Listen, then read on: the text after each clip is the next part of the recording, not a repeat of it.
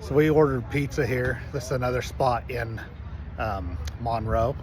And we're gonna try their pizza out, but it looks really good. They have a salad bar in there and of course, all kinds of pizzas. So we're gonna give this a try and I'll let you guys know if it's worth stopping here as well.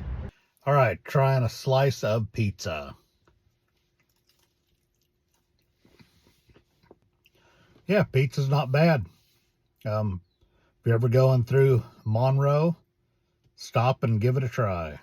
See you guys on the next episode.